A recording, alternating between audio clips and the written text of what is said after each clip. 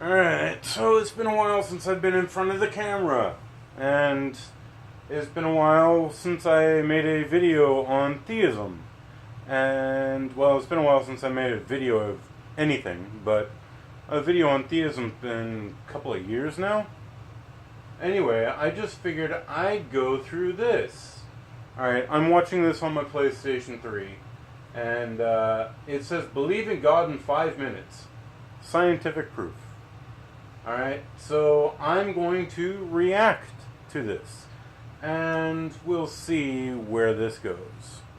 Alright, so play. Schroeder, I was from science background from MIT, technology background, PhD, physics staff, seen a whole range of atomic bombs detonated, moved to Israel, met my wife, Barbara Silver, great writer. Alright, first of all that stuff that he just said now, not really relevant. He may have degrees and such, but that doesn't show any proof of God.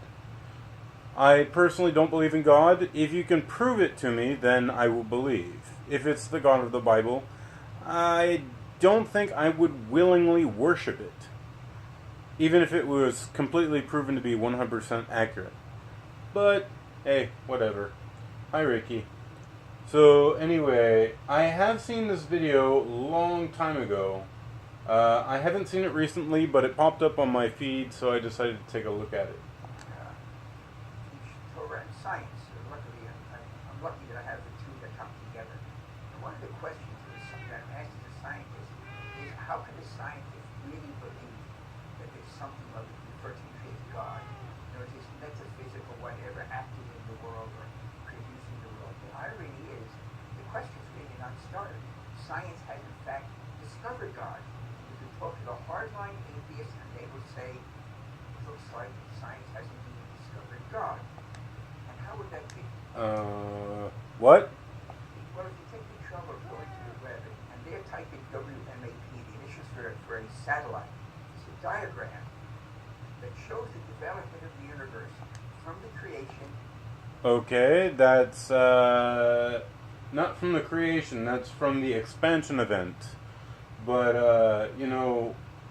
we don't know what happened before. It may be nonsensical to ask what happened before, since time started with the Big Bang. So it's quite possible we will never know. But that doesn't mean God done it. Alright, let's continue. Over time, it's a timeline. Every word on that diagram comes from the NASA site.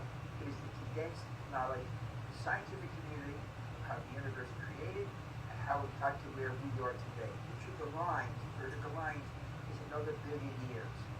Okay? You start from a burst of energy, the extreme left side of the diagram, and you end up at the far end with the oval. The oval is to indicate expansion in all directions, of course, because the timeline can't show that on a single piece of paper. We see here, most amazingly, that on the extreme left edge shows the beginning of the universe. Now go back less than 50 years.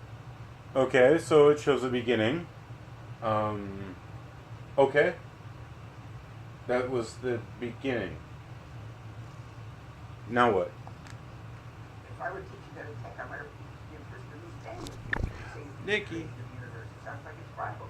Because less than 50 years ago, the overwhelming Alright, hang on a second. scientific opinion was the universe is eternal. There was never a beginning. The Bible is wrong from the very first sentence. Then he discovered suddenly Arnold Penzias and Robert Wilson, Bell Labs in New Jersey, the north of the U.S., discovered. Okay, I'm gonna butt in here. The Bible is wrong from the very first sentence. Well, it is, but even if you could completely prove that this model matches the biblical model, which it doesn't, because the biblical model says Earth was created first and then the other planets. Then on the fourth day, the sun and the moon. Wait a minute. The sun and the moon make days. How does the fourth day get the sun and the moon and not the first three? So, anyway, let's continue. The echo of the Big Bang, the energy left over, which George Gamow, 60 years ago, predicted that if there had been a universe created hot and small, it would have exploded, and the energy would get more and more dilute. And Pentius and Wilson, Arnold Pentius and Robert Wilson, discovered this energy that had been predicted overnight. The Bible got it right. It was the beginning of the universe. The Bible did not get it right. Plants were not created before the sun came out. That's not even possible. Plants need sunlight to live. So plants couldn't have been around without sunlight. And if you take the young earth creationist thing, well, you've got a couple of days. I think plants could survive that. But then if you take the old earth creationist point of view, where one day can be 10,000 years, that definitely doesn't make any sense. Alright, so let's continue. Now the black in the diagram is nothing. It's not a vacuum. Vacuums are within that diagram, within that cone of expansion. No. Nothing doesn't exist.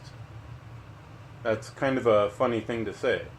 There is no nothing as he's describing it. There is no lack of something.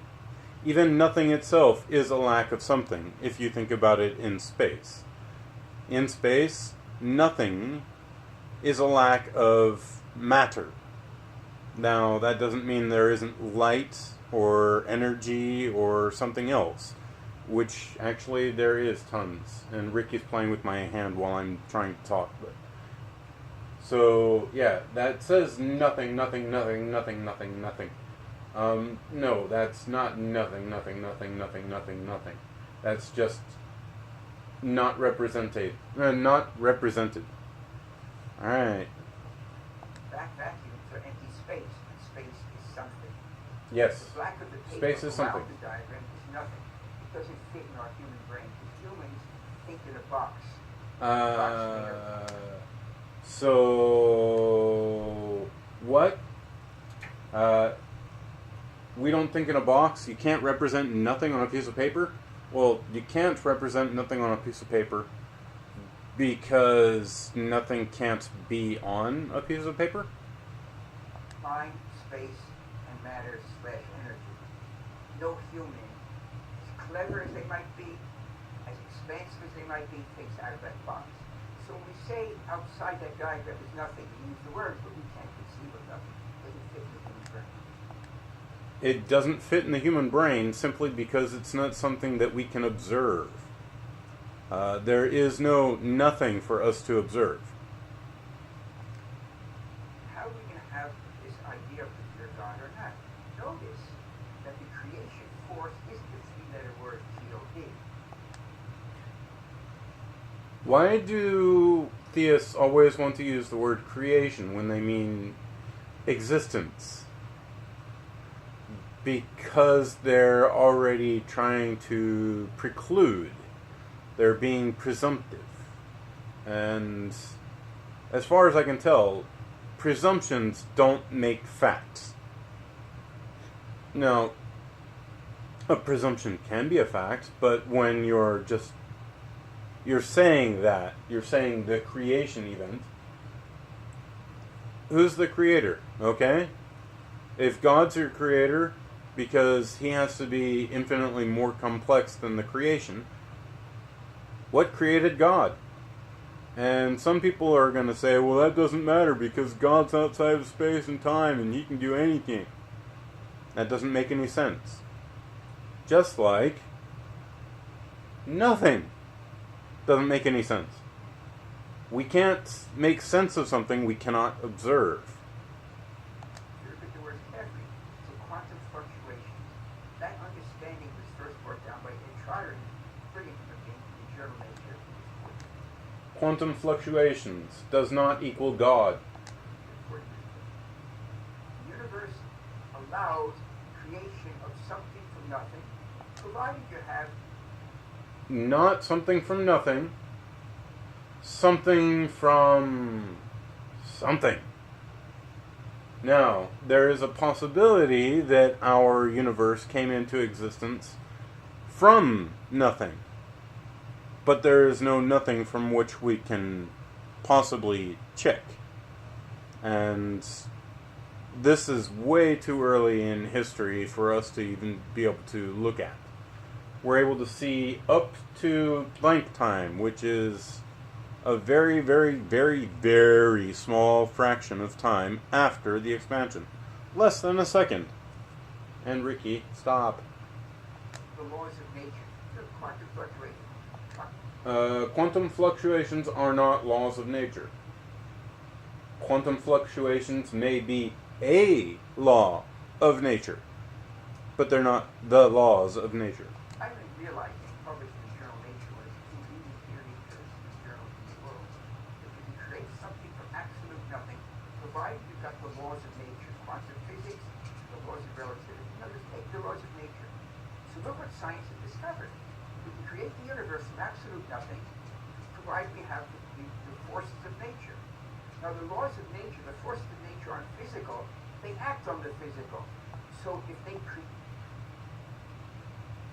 Wow, he's making it seem very anthropomorphic. create the universe, that means they predate the universe. So now we have a set of forces, we call them the laws of nature, that are not physical. You call them the laws of nature. I just call them things that we're studying. Haha. That are able to act on the physical, they create the physical from absolute nothing. No. One, yes, the laws of nature are not physical.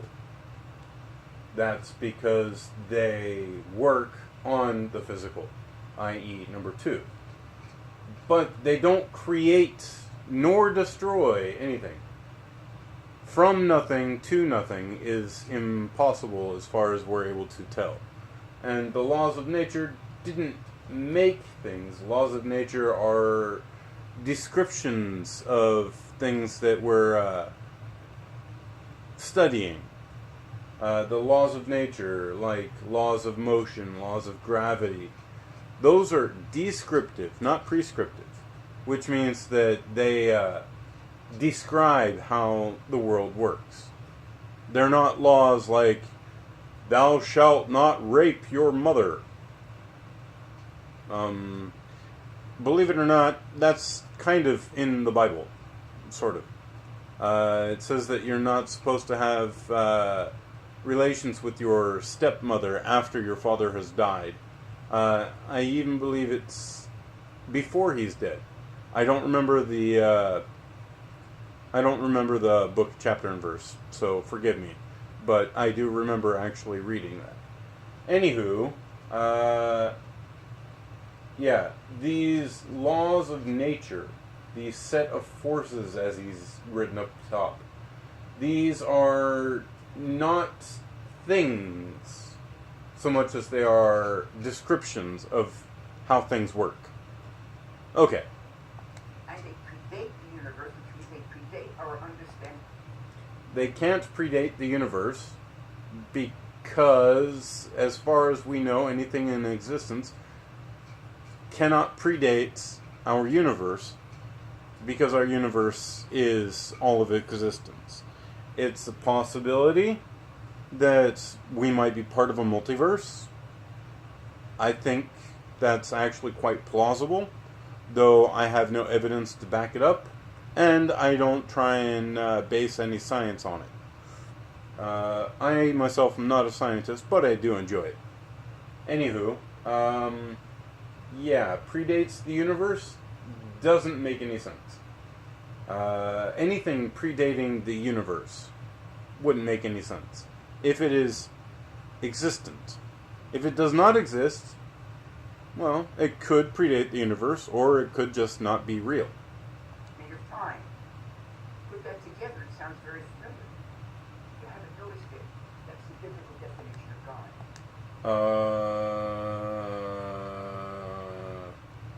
Okay, that is the biblical definition of God, but that's not the laws of nature.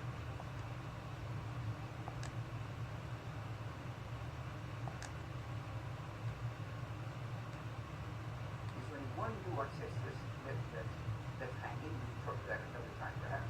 that which created the universe, those forces active in the universe. But up to that point, science says you are correct. The nature of the biblical God is predates time, outside of time. God is not a physical being, is a force, and it creates the universe. I don't know of any scientists that are actually studying the existence of God, so I don't know any scientists that have said, yes, you're right, there is a God. I don't know any hardline atheists that actually say that either. But then again, most of the atheists that I know refer to themselves as agnostic, or they're just really quiet about it. I know a lot of theists who seem to know all the answers, but seeming to know all the answers and knowing all the answers is very different. The opening chapter of Genesis, the only name for God is Elohim. No, Elohim is the plural of gods. El is God. Sorry. God has manifested in the universe. Science has indeed discovered the biblical God. No, it hasn't. One part left, crucial, that which created the universe is also active in the universe itself. The very fact that you're watching this now pretty much establishes that point. What? How does me watching this video establish the fact that God lives in the universe? After all, if the laws of nature didn't cultivate this moment in time, would you be here watching this? If the laws of nature didn't cultivate this moment in time, no, I wouldn't be watching it. And whoever watches this video later, they wouldn't have been watching it if the laws of nature hadn't come out the way they had. But because they came out the way they did does not mean God did it. Okay, let's just finish this.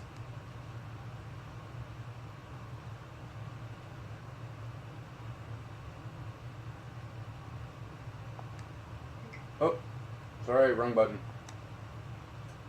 Alright, so, anywho, as you can see, I have a lot of Creation Today stuff by Pelagia and a few other atheist channels.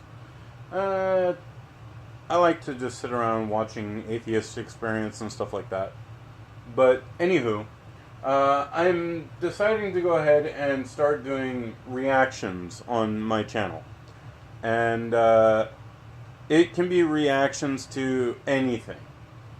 It can be me reacting to theist claims or atheist videos. It can be me reacting to cute pet videos, whatever. If you want to send me a video to react to, just link it in my most current react video. As of January, what is today, the 15th? Yeah. As of January 15th, this is the latest. And I will make note of my videos, which one to make the videos to. Anywho, just keep watching, and whoever's still watching after all this time, you know what? Thank you. And I'll talk to you later. Bye.